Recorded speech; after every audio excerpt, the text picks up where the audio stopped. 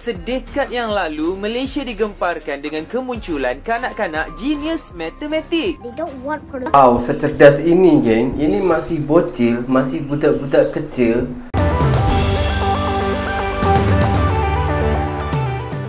Assalamualaikum warahmatullahi wabarakatuh. Salam jumpa lagi di channel ini.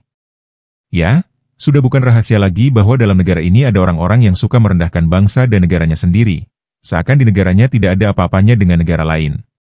Mereka suka membuat perbandingan, akan tetapi yang menggelikan negara yang dibanding hanya satu negara yang menjadi idolanya mereka. Apa saja kekurangan ataupun pencapaian yang diraih oleh negaranya selalu dinyinyir, dan mereka akan mati-matian membela negara yang menjadi idolanya dengan berbagai narasi. Seakan di negara yang dibela tidak memiliki kekurangan. Misalnya ada warganet Indonesia yang sudah terjangkit Wahamisme, membandingkan seorang anak dari negara tetangga yang katanya juara matematika internasional, dan menilai anak Indonesia seakan tidak ada yang cerdas atau jenius. Kemudian di video lainnya, ia juga membandingkan Malaysia yang katanya sudah bangun teknologi AI, sementara Indonesia masih sibuk dengan pengangguran. Secerdas ini, geng. Ini masih bocil, masih budak-budak kecil, berani menyekolahkan netizen-netizen Konoha. Sementara di negara kita, budak-budak kecil tak secerdas ini, geng. Ya, kalau dibicarakan orang-orang tipe ini, sebenarnya sedang menunjukkan kebloonannya dan kedunguannya di jagat maya. Ia mengira orang-orang Indonesia termasuk anak-anak Indonesia tidak ada yang jenius. Mungkin karena kelamaan bekerja di Malaysia, sehingga ia buta bahwa banyak anak Indonesia yang jenius dan bahkan menjuarai kompetisi-kompetisi di tingkat internasional. Misalnya Cleona Einar Maulidiva dari Sidoarjo. Gadis cilik ini meraih juara International Mathematics Olympiad 2018, dan juga meraih juara dalam kompetisi matematika tingkat dunia di ajang World Mathematics Invitational. Lalu ada Faras Fahril Anam, siswa madrasah dari Jakarta yang berhasil meraih juara pada International Mathematics Wizard Challenge atau IMWIC 2018. Kemudian Cesar Archangels Hendrik Meotunai atau yang dipanggil Nono, bocah jenius asal NTT. Nono berhasil menjadi juara satu dalam kompetisi matematika International Abacus World Competition tahun 2022 dan mengalahkan 7.000 peserta dari berbagai negara. Lalu di tahun 2024 kemarin, ia pun kembali meraih juara satu di International Abacus World Competition tahun 2024. Lalu ada bocah SD Hubi Rasyadaria atau yang akrab disapa Hubi. Ia adalah siswa SD yang berhasil meraih 25 medali dalam usianya yang baru menginjak 10 tahun. Hubi meraih 25 medali dari berbagai kompetisi matematika, coding, dan piano, baik tingkat nasional dan internasional. Di tingkat internasional, Hubi telah berpartisipasi dalam 21 kompetisi dan berhasil meraih 5 medali emas, 9 medali perak, dan 5 medali perunggu. Prestasinya antara lain meraih medali emas dalam Design Thinking with Robotics and Computational Thinking International Competition tahun 2024 dan Global Final pada 2023. Selanjutnya ada Muhammad Al-Hafiz, bocah kelas 2 SD dari Karawang. Ia berhasil meraih juara matematika dalam ajang Greater Bay Area Mathematical Olympiad Final Round 2024. Kemudian Felicia Dahayu, pelajar dari SD Negeri 1 Pesanggaran, Banyuwangi, Jawa Timur, meraih medali emas pada Olimpiade Coding Internasional di Chonam National University. Selanjutnya ada Paramahansa Abhipraya atau dipanggil Rama. Bocah ini juga meraih gelar World Star Champions dalam International Mathematical Olympiad 2025. Kemudian ada gadis cilik Kashiratu Tarfi Pranata yang disapa Atut dari Lombok. Ia meraih medali emas di Future Intelligent Student Olympiad 2025. Kemudian Ragnar Azhar yang meraih medali emas di Thailand International Mathematical 2025. Dan Ahmad Meyatza Abkari bocah 6 tahun dari Bandar Lampung. Ia berhasil menjuarai Olimpiade Matematika bertajuk International Schools Math Olympiad SASMO 2025. Nah, itu baru beberapa bocah-bocah jenius asal Indonesia yang meraih prestasi di bidang matematika, dan itu pun masih banyak yang tidak terekspos. Belum lagi ada anak-anak Indonesia lainnya, yang meraih prestasi dunia di bidang fisika, kimia, biologi dan juga bidang pengetahuan lainnya. Dan lebih menggelikan lagi pada video lainnya, ia mengatakan bahwa Malaysia sudah bangun teknologi AI, kita masih sibuk dengan pengangguran. Nah, orang ini benar-benar menunjukkan kebutaannya pada negaranya sendiri.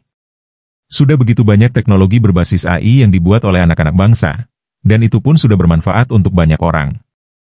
Apalagi jika bicara tentang pembuatan robot.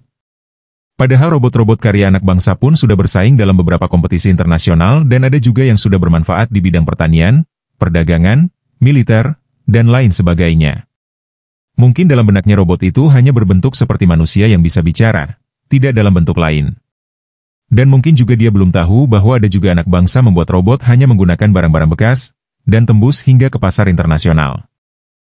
Pria asal Tegal ini mampu menyulap onderdil bekas jadi robot dan tembus ke pameran internasional. Bahkan hebatnya, apa yang dia buat ini benar-benar sangat mirip dengan berbagai macam karakter yang biasanya ada dalam film. Bahkan bisa bergerak juga. Asli, ini keren banget sih. Jadi emang dia bakat ya? Dan dia juga ngejual robot ini? Bener banget, Rin. Jadi beliau adalah Umar Mustafa, usia 32 tahun, warga desa di Kabupaten Tegal. Dia buat karya-karya ini dari onderdil bekas yang dijadikan replika robot. Dia bukan lulusan teknik, dia alumni pondok pesantren. Dia mampu menciptakan meja, beca, hingga robot berukuran 2-3 meter. Ini semua dilakukan secara otodidak. Dia mulai merakit sejak tahun 2018 menggunakan suku cadang motor dan mobil bekas seperti shock breakernya, gear, knalpot, atau bagian-bagian mesin lainnya. Karyanya yang paling menonjol adalah Transformers setinggi 2 meter dan dipamerkan di ASEAN Rural Culture Expo di Sleman, Yogyakarta. Berapa lama pengerjaan robot ini? Sebenarnya tergantung dari apa yang dia buat. Namun kalau untuk robot itu memakan waktu sekitar setengah bulan. Bahkan ada 5 replika robot lainnya dalam acara yang waktu itu didatangi. Karyanya bahkan sudah menembus pasar internasional dan sudah dipesan dari berbagai negara seperti dari Korea Selatan dan Amerika Serikat. Luar biasa. Tapi satu hal yang patut dipertanyakan, jangan-jangan orang ini tidak memahami seperti apa teknologi AI itu sendiri. Namun demikian, jika ditelusuri dari konten-konten kaum waham ini, maka kita mencoba kaitkan dengan tinjauan dari Cognitive Dissonance Theory atau teori ketidakseimbangan kognitif. Teori ini dicetuskan oleh Leon Festinger pada tahun 1957.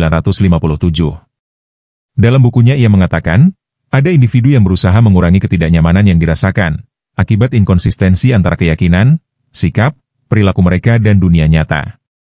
Dari hal tersebut maka jika dikaitkan dengan psikologi, maka ada suatu penyakit yang dinamakan Dark Syndrome.